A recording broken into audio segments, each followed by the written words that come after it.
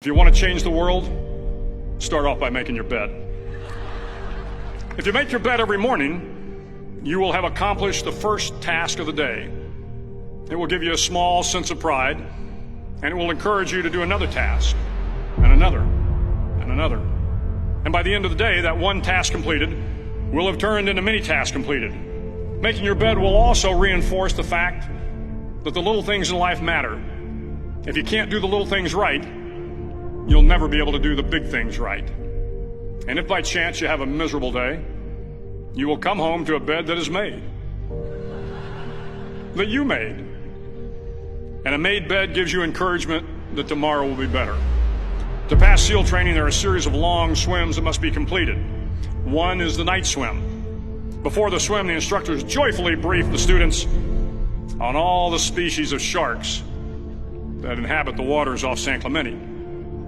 They assure you, however, that no student has ever been eaten by a shark, at least not that they can remember. But you are also taught that if a shark begins to circle your position, stand your ground. Do not swim away. Do not act afraid. And if the shark, hungry for a midnight snack, darts towards you, then summons up all your strength and punch him in the snout, and he will turn and swim away. There are a lot of sharks in the world. If you hope to complete the swim, you will have to deal with them. So if you want to change the world, don't back down from the sharks. Over a few weeks of difficult training, my SEAL class, which started with 150 men, was down to just 42. There were now 6 boat crews of 7 men each. I was in the boat with the tall guys, but the best boat crew we had was made up of the little guys, the Munchkin crew, we called them. No one was over 5'5". The Munchkin boat crew had 1 American Indian, 1 African American, 1 Polish American, 1 Greek American, 1 Italian American, and 2 tough kids from the Midwest. They out-paddled, outran, and outswam all the other boat crews.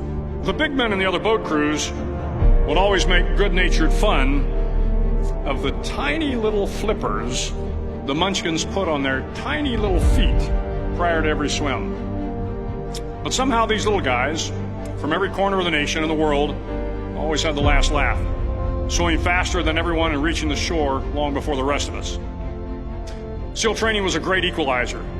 Nothing mattered but your will to succeed, not your color, not your ethnic background, not your education, not your social status.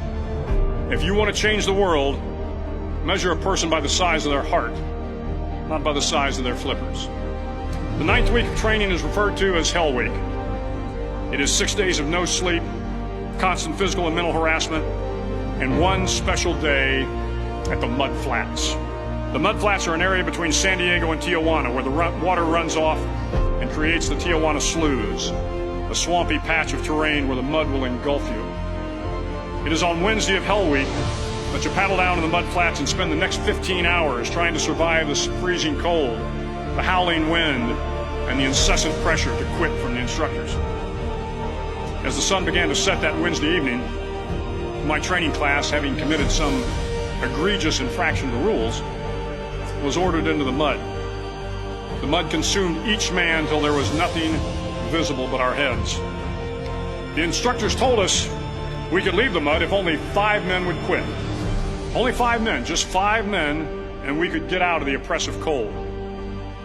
Looking around the mud flat, it was apparent that some students were about to give up. It was still over 8 hours till the sun came up. 8 more hours of bone-chilling cold.